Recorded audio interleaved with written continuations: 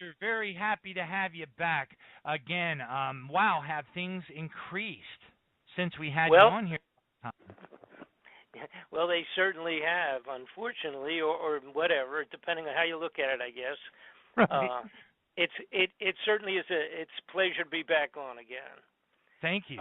We those folks that are not familiar with what we're talking about, I guess everybody really is for the most part, at least have a somewhat of an insight or an idea. But what we're talking about, of course, is the pending return of Nibiru or Planet X. It's got a multitude of names referred to as a wormwood in the Bible, and of course there's been many tags on the name of this. Let's say the ninth or 10th planet returning on a large orbit that has had it coming around. There's kind of a debate as to whether there's every 3,500 years or 350 years, and that relates strictly to a simple question between different groups that have studied it, followed it. Many of them folks that have certainly studied it longer than I have, people that have spent their entire lives in the pursuit of understanding and studying the planet of Nibiru, and the simple question between whether it's has come around 10 times of 350 year cycles, or if it has come around only on a 3,500 year, only to the fact that the numerical conversion from the old times, and of course there have been many updates on calendars and what have you, that type of thing, a lot of changes obviously over, let's say, a period of 1,000 years or 2,000 years since the time of Jesus Christ. It certainly has been a lot of variations on calendars and what have you. But the big deal was that they did not utilize the simple figure 0 until some period of time, like in the time of Caesar or something like that. So when they were writing 3-5, whether it was 350 or 3500, it makes a big difference relative to the time. It's either 3,000 or it's 300. So there's kind of a debate, but that's not relevant. It's the studies of the people that have really done serious studies for many, many years. The bottom line is that it appears that it will be returning soon, and in terms of soon, some people have figured it down to the very day, being some point in time in either March, late March, or early April. And that was a period of time that all of the people that have done the real historic in-depth studies, some of them, like I say, for 30 years of their lives, all kind of agree that there's no question that the previous time when a catastrophic heavenly body did this passing close between the earth and the sun, and did their pass and caused unbelievable havoc on the face of the earth, and it literally was always the March to April period of time. So the next point, it was like relative to all of the scriptures, the biblical accounts that fit into it, and of course the even including the Chinese emperors going back a couple thousand years.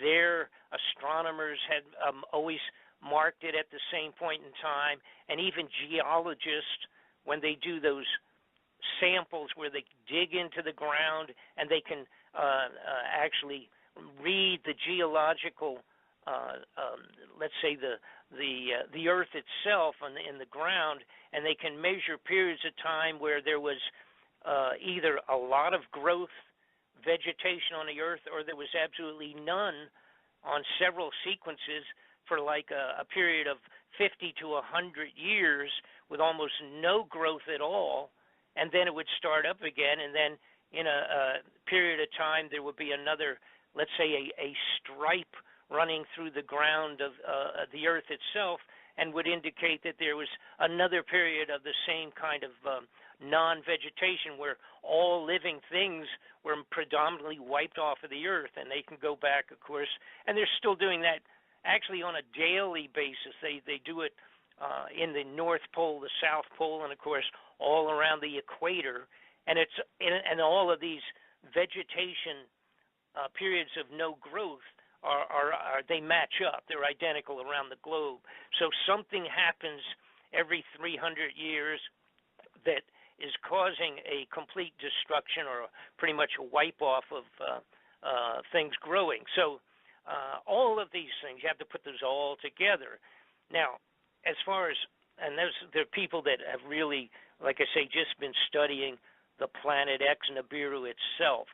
And there's a fellow named Gil Broussard who has done a really in-depth, I think, a wonderful investigation on this for many years himself. And you people can look that up on the computer on Gil Broussard, and he has this fantastic group of charts and things of that sort to explain and how it relates to the Christian Bible and the events that have already taken place previously. And he literally lived in China for a while and had the ability to study the library and the old accounts from the Emperor of China and the astronomers that worked for the Emperor, and all of it corresponds. It comes up the same period of time and the same effects globally. But how I got into it, and I produced this a report, a DVD program, and did it, and actually worked a couple of years on it myself, because I have been, I'm a government whistleblower, if you will, and I have been involved with chasing criminality in the government for many years myself. I've been a federal witness. I've testified before the Senate Intelligence Committees. I worked for at least 5, if not 6 or 7 major government inquiries, working, supplying information for the congressional inquiries, actually several of them that were some of the biggest in the history of our country in the last 50 years, I guess. And so when I started looking at, had someone come to me and said, "Hey, Bob, we're missing billions and billions of dollars out of these different budgets." This is like about 3 years ago, actually. And they asked me, they said, can you look into this and figure out what's going on? Because for some reason, these aren't the regular, what I refer to as theft of money out of the government by individuals that I'm used to chasing, and it even includes drug operations connected directly to our intelligence agents and things of that sort. And I had been doing that kind of thing for a long time, but this was big money. It was billions of dollars, even, believe it or not, trillions with a T, vanishing from the different budgets and what have you. And then at the same time, after I started looking into it, I discovered, to my satisfaction, as to many other people, that the gold out of Fort Knox is all gone. So now we're talking, whatever the amount there is unbelievable. We're talking tons and tons of gold vanished. It's not there anymore. When a couple of years ago, when some of the governments wanted to get some of their gold back out of Fort Knox, they actually were told that they couldn't get it, and they even couldn't get an audit. They couldn't even find out how much of their gold was left. And in Germany's case, we're talking 1,500 tons of gold that they had on deposit at Fort Knox that they could not retrieve any of it. Now, eventually, after a year or so, 2 or 3 years ago, after a year of doing a lot of shenanigans, they did get some of their gold. But the bottom line is the gold in Fort Knox is gone. We've got budget fraud going on all over the place, and I couldn't figure out why. And I of course, had nothing to do with Nibiru in my mind. I knew a little bit about it, but I didn't know a lot. And to me, when it's something that as a guy that's actually been a candidate for the United States Congress in 1990 myself, and being involved with the inquiries professionally for such high level investigations. I even did an inquiry for Manuel Noriega's lawyers when he was being charged with drug connections into the government. I was hired by them to do a report. The bottom line was that I didn't know anything about Nibiru, and then somebody came to me and said, well, first off, I'm jumping ahead of myself, and I got to compress all this because I want to answer some update information for you guys. But what happened when I started looking into it, then I discovered, looking into the money, the vanishing of this money, because my problem was once I realized that this was real, that there was trillions and billions disappeared, okay, going someplace, being stolen, manipulated or moved or something. And, you can't money launder $1 trillion. If you were a big drug smuggler, you have a heck of a time hiding or money laundering $1 trillion, obviously. So I couldn't understand what was happening. Then I found out somebody reminded me of information that I did know back in 1995, and that 1995, and it was reference to underground facilities that were being built. And again, I never chased that too much. I did go down in 1995 under the airport in Denver and verified that, in fact, there was this huge facility which is still under construction in the Denver airport underneath of it. That's real. And it dawned on me, well, wait a minute. So I looked farther into it, and I found that there was actually about 100 underground facilities in the United States. Then I found out that Russia in 2000 and from 2012 through 2014 had been building as many and had created 5,000 underground facilities in Russia. Now in Russia, the facilities, these 5,000 are not all large, gigantic ones like some of the ones are in the United States that can handle 10, 15,000 people underground for a long period of time. But they had built those. And they had a time schedule for themselves, and that was that by the beginning of, I believe it was 2014 or 2015, by the January of either 14 or 15, that those 5,000 were to be completed and ready for occupancy if needed. Same case in the United States. They had been putting for years huge amounts of the foodstuffs, dried stuffs, survival foods. They had contracted with all the big companies, and they were taking about 80% of everything being made in the United States for survival foods and buying it up and putting it underground. And they all have dates.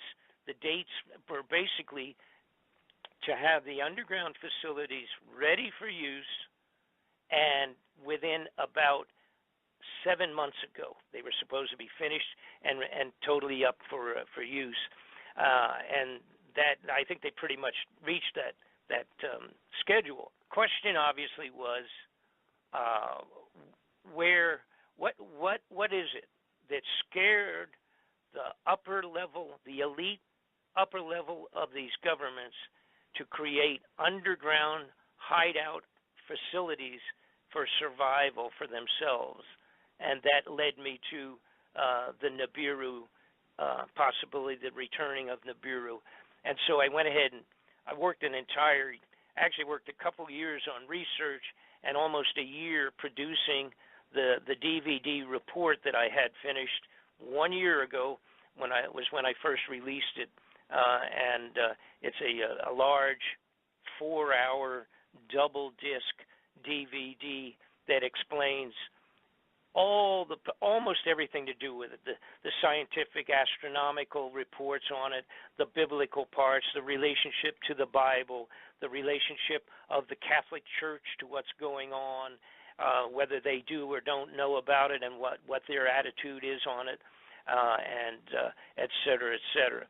So we completed that. It's then since that period of time, I have made several predictions in that DVD. Of course, everybody says, "Oh, you never want to make predictions because if you're wrong, then you're a fool," you know. So everybody steers away from that. But I did make some, and I'd be glad to go over some of those things that have taken place. Actually everything I mentioned that I thought would happen has happened. And do you have any special question or direction you wouldn't want to go tonight? Oh, this is such an incredibly vast subject, as you know. I can only imagine that your 4-hour DVD basically is only able to scratch the surface of each one of the elements that is obviously, once you connect the dots, pointing back to some series of events that are so utterly cataclysmic that would cause not just, for example, you may or may not, I don't know what you may know this already, but just for the listening audience, there's been a lot of chatter as of late about the Chinese building a base. Some are referring to it as the Yulin Naval Base in Hainan Island, and it's got evidently the satellite imagery is showing that they've spent a whole lot of money to make sure that their nuclear submarines are able to move in and out of an underground facility on Hainan Island without us being able to detect them. Because one of the tactics used to detect and track the locations of nuclear submarines, which are arguably the greatest global thermonuclear war threat in the world today because of their launch to impact time, which SLBM launched off the coast of the United States only has 7 minutes before impact or before detonation, and about 5 of those minutes it takes for POTUS to actually respond. So you've only really got a 3-minute window to respond. So these deep underground bases, the magneto-leviton train systems, we found a white paper written by the Rand Corporation that describes a lot of this stuff is published out there. If you know how to dig and what the words are, the keywords are, you need to search. But these companies like not McDonnell Douglas anymore, but the Rand Corporation in this case. A lot of the big military defense contractors, they have released papers, in some cases 10, 15 years ago, that describe the same things that people who have been claimed to have been in these underground bases, like Dulce and other creepy ones, have supposedly ridden on these trains and have been there, done that. Supposedly the Mount Graham facility, which is supposedly where the people in D.C. would head to in case of such a cataclysm or a surprise attack, is also connected to these. But everything that you're saying, there isn't a radio show that's long enough. No, that's to cover all. And of course, a lot of people, the folks that don't know me, some people have been following my career since the Iran-Contra inquiries. That was where I first became an interviewed witness in the congressional inquiry relative to the Iran-Contra mess, and then I ended up, from that point forward, I ended up being drawn into, because the people that I was exposed to, all the Central Intelligence and intelligence weapons suppliers, et cetera, and the overlapping, of course, with drug operations, where we were actually swapping out for the weapons we were supplying into a variety of locations around the globe.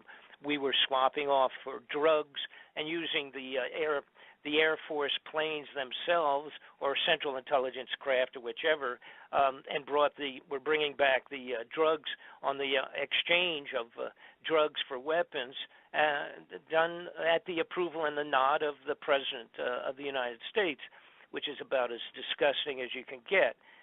But the people that have known me and what I've done over the last 30 years and so many different inquiries that I was involved with, they're okay. They understand. They know who I am. The other folks that don't, it would take so much time for me to give you a good update on that. I don't want to really waste much time on that on radio time. Like you say, we have so much tons of information that it's mind-boggling. Now, my DVD, by the way, it's 2 DVDs and it's 4 hours long, which is, it's kind of tedious in terms of just because it's so long.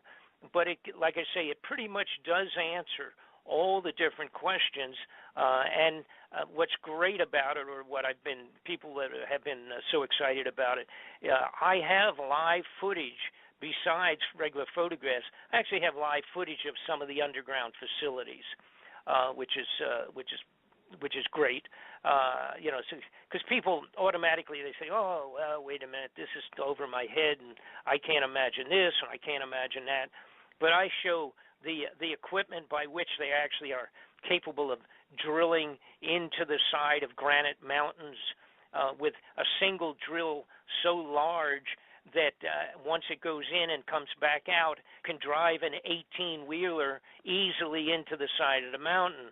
If you go in twice, or if you utilize one of the newer drills, which is so gigantic, if they put 2 of them side by side now, and as a matter of fact, the Chinese have a 3-headed drill, each one of them big enough to drill a hole in a mountain to accommodate a single 40-foot 18-wheeler truck.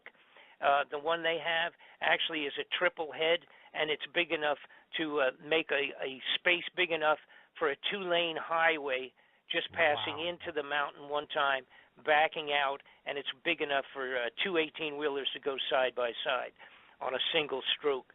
That's how outrageously big the Chinese drilling equipment is. Ours is equally as huge, but I don't believe we have a triple-headed one yet.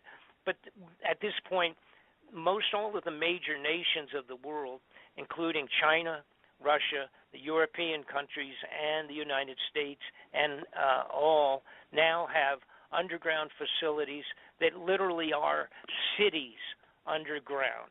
And as I said, here in the United States, we have about 100 of them. They're big enough. And they are connected, like you mentioned, they are connected with mag-levitated trains that we've not even gotten but 1 or 2 in the United States up ground to above ground for civilian use.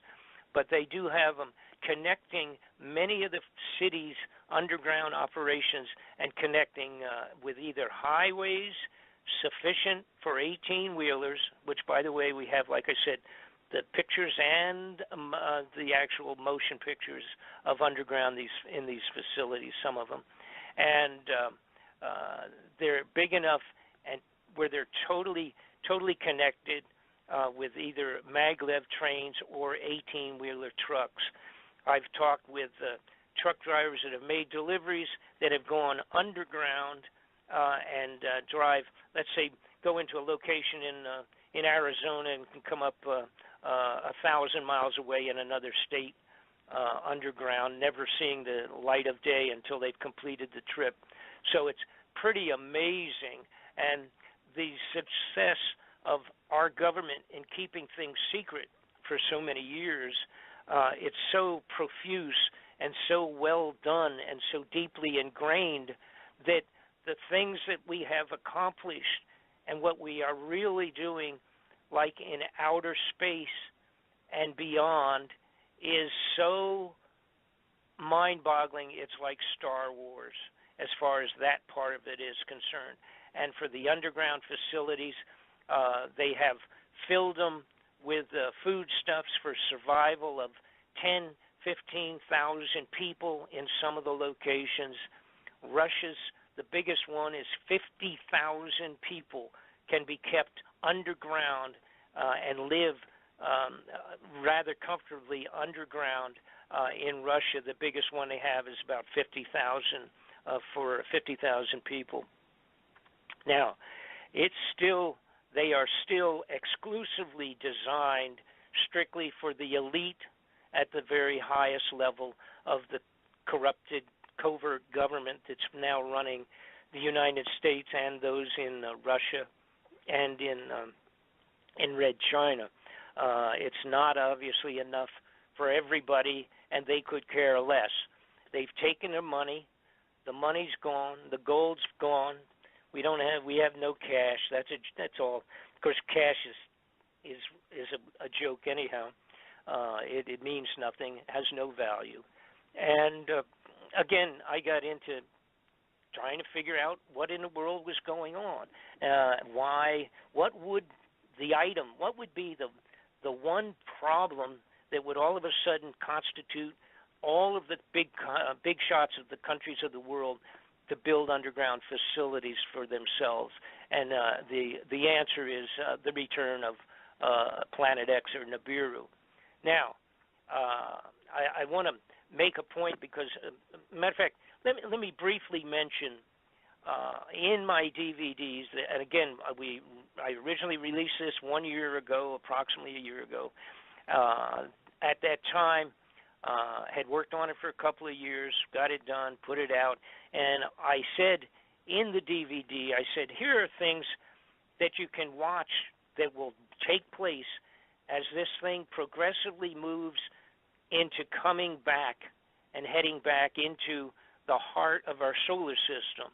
And let me describe it basically to people that have not looked at this or heard of much detail on this. It appears that Nibiru is about 5, could be 6, 7 times the size of Earth in dimension size.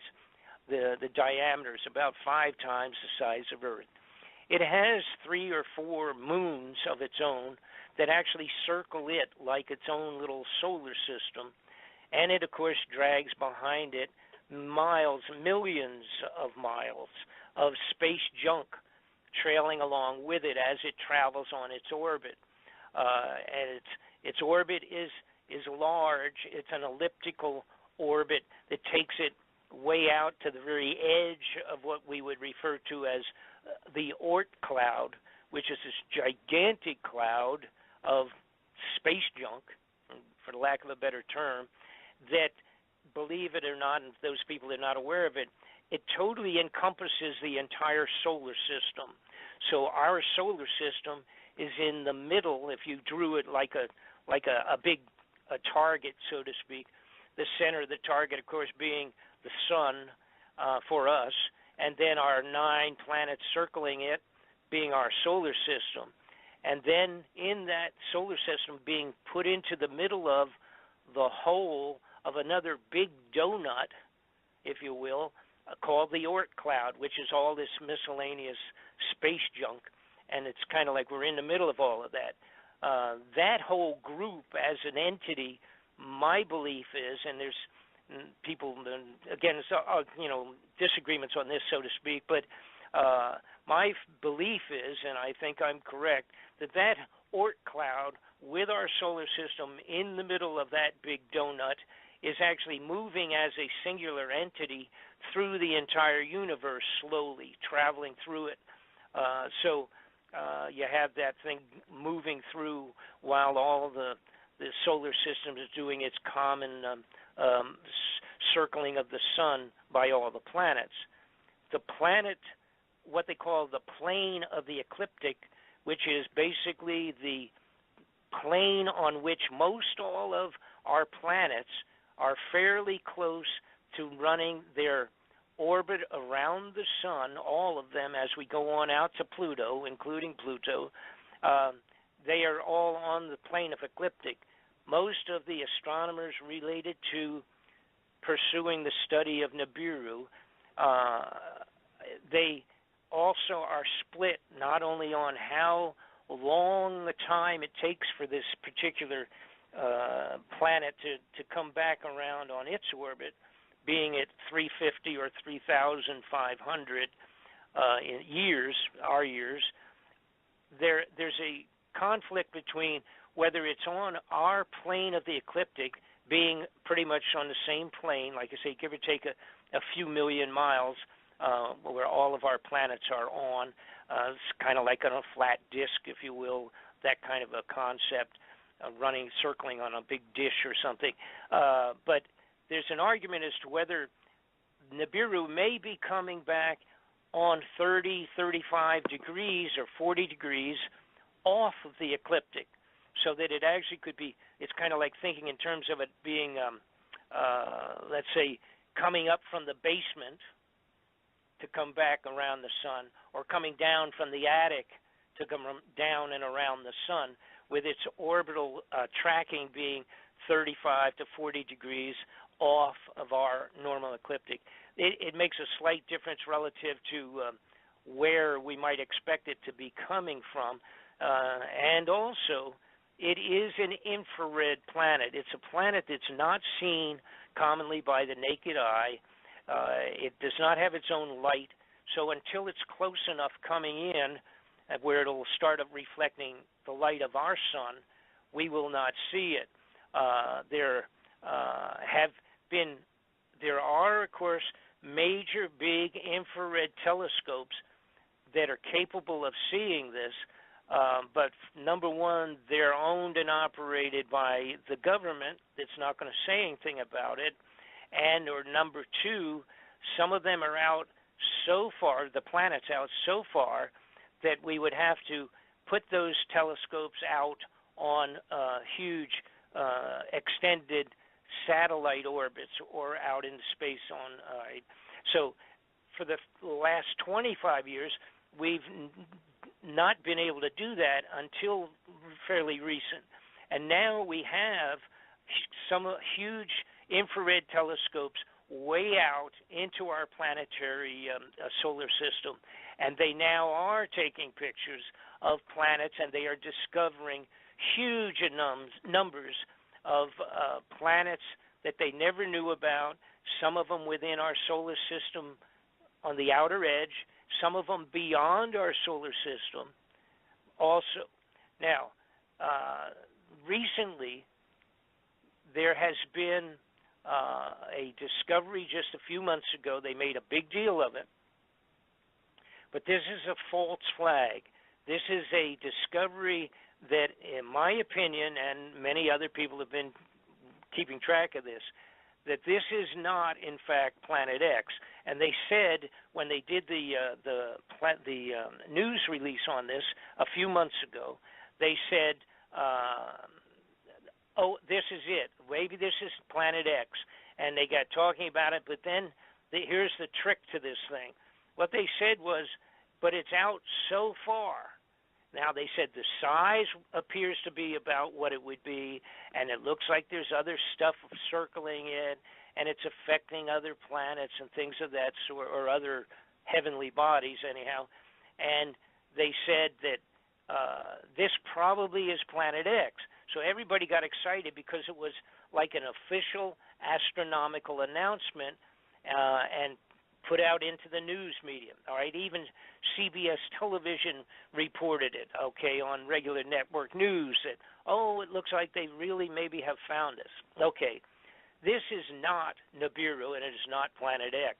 And what they've done is told everyone that this is out so far, light years and light years away, that at very best, there's no reason to worry about it for another 1,000 years. All right? Wow. That's baloney. Okay? Unless the Bible's wrong and all the scriptures and writings of the Tibetan monks of 1,000 years ago on the top of the mountains and all the rest of that stuff, unless that's all, that would completely null and void. That would make all their information and all the scientific astronomical calculations wrong. Another thing is there has been an impression when they put out that press release, they put out the impression that, or they put out the release, and it appears a lot of people thought, they said that it has been seen. When they said they found it, that it had been seen. And people are going on the radio and talking about, oh, now they saw this one, they finally found it. No, they never said that. They have not seen it. It is a mathematical formulation. By watching other things moving around, they are assuming that this thing is there, and they are assuming that it's this certain size in order to do the effects on other heavenly bodies, and they are assuming A, B, and C.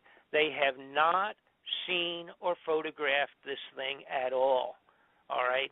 So, again, it's strictly a false flag press release by a pretty well-known astronomer group, and it's to misdirect people. The big thing of the elitists who have built these underground facilities for themselves, they have full intention of never announcing that this thing is positively coming back, and therefore you could start analyzing a specific time for its arrival. All right? They're not going to ever announce that.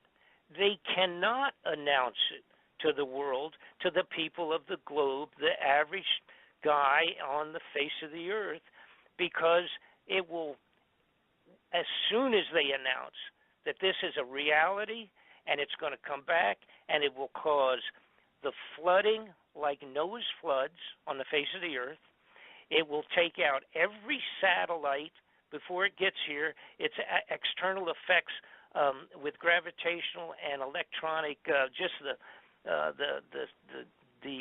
static effect of this thing coming through, it will take out all of our satellites, all of our signals of satellites. So all that will be down. It will even end up affecting the sun so much that solar flares will completely take out our electricity before it's close enough to do other things. All right? It will take out the electricity, et cetera, et cetera. It will be complete chaos. Obviously, the idea of everybody on the globe finding out there's a thing coming in that's going to potentially wipe out 90% of all living things, from animal, mineral, to children, to all of the people living, and all the animals, and all the trees, and every flower, and every piece of corn, all things growing, and everything will be wiped out from this thing. Because what it will cause will be activity on the sun more than we've had, which, by the way, has increased many times over in terms of crazy solar flares, and now holes in the face of the sun developing, things of that sort, which they can't figure out. But there's no way for them to announce that this thing's coming in. They will not announce it ever. Now, what they must do, this is a political thing, all right? What they must do is have in place martial law prior till the time that people will start seeing it. Now, the bulk people that have been, I think I say, studying this much more than I have for many years, had predicted that between this December that just passed and next 1 or 2 Decembers down the road is going to be the first time that it will be seen visually as a new star in the sky. All right? And it will take approximately 4 to 5 months to come and be going around the sun, circling the sun, then going back out the other side and going back out again on its long journey away from the sun.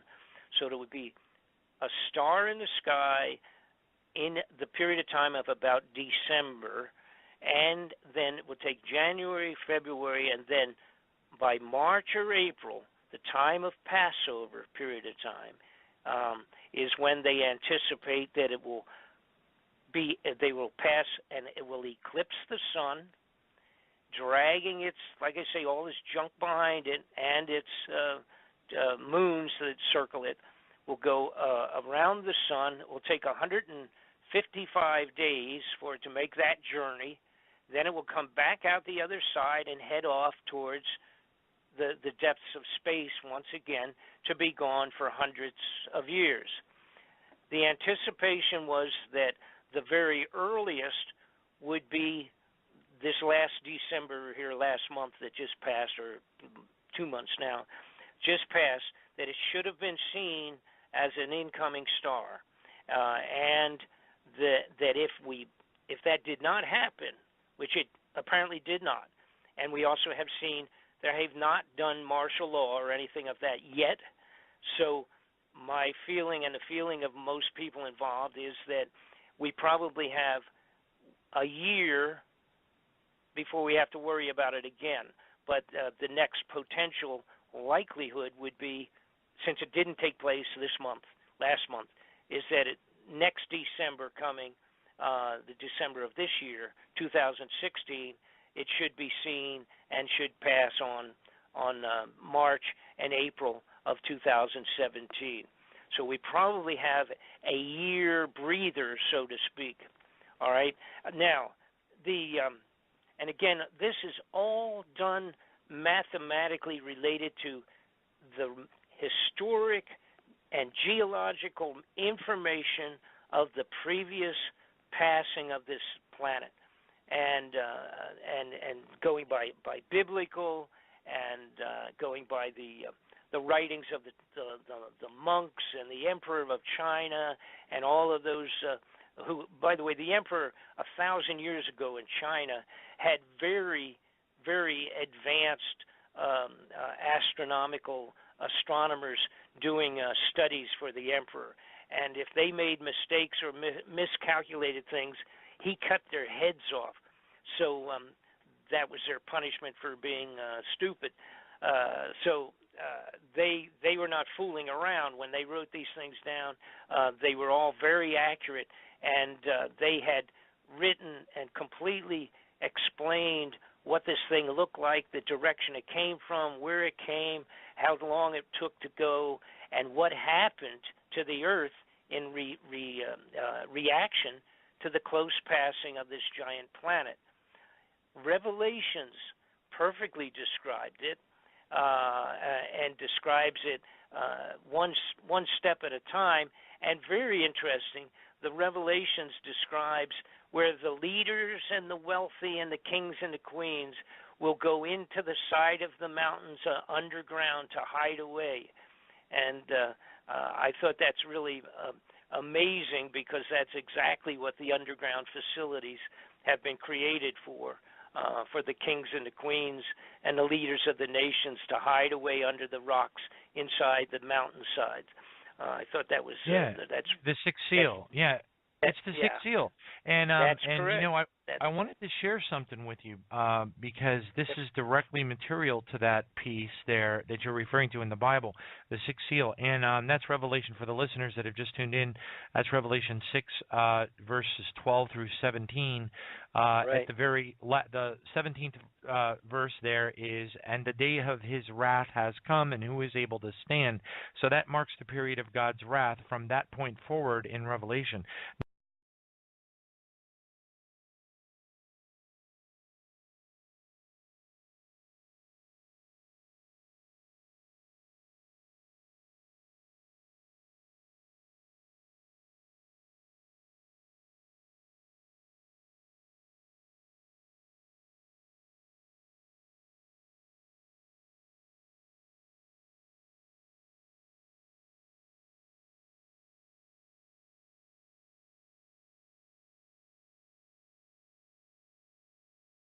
Between the earth and the sun, and did their pass, and caused unbelievable havoc on the face of the earth. And it literally was always the March to April period of time. So the next point, it was like relative to all of the scriptures, the biblical accounts that fit into it, and of course the even including the Chinese emperors going back a couple thousand years. Their astronomers had always marked it at the same point in time, and even geologists, when they do those samples where they dig into the ground and they can actually read the geological, let's say the Earth itself in the ground, and they can measure periods of time difference relative to the time. It's either 3,000 or 300. So there's kind of a debate, but that's not relevant. It's the studies of the people that have really done serious studies for many, many years. The bottom line is that it appears that it will be returning soon, and in terms of soon, some people have figured it down to the very day, being some point in time in either March, late March, or early April. And that was a period of time that all of the people that have done the real historic in-depth studies, some of them, like I say, for 30 years of their lives, all kind of agree that there's no question that the previous time when a catastrophic heavenly body did this passing close times of 350-year cycles, or if it has come around only on a 3,500-year, only to the fact that the numerical conversion from the old times, and of course there have been many updates on calendars and what have you, that type of thing, a lot of changes obviously over, let's say, a period of 1,000 years or 2,000 years since the time of Jesus Christ. It certainly has been a lot of variations on calendars and what have you.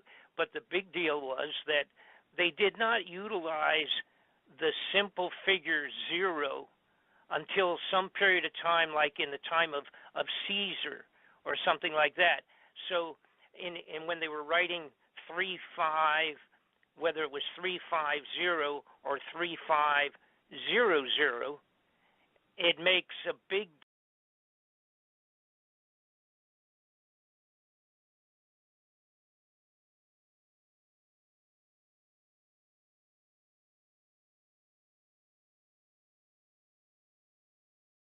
We're very happy to have you back again. Wow, have things increased since we had you on here? Well, they certainly have, unfortunately, or whatever, depending on how you look at it, I guess. Right. It certainly is it's a pleasure to be back on again. Thank you. Those folks that are not familiar with what we're talking about, I guess everybody really is, for the most part, at least have a somewhat of an insight or an idea. But what we're talking about, of course, is the pending return of Nibiru, or Planet X.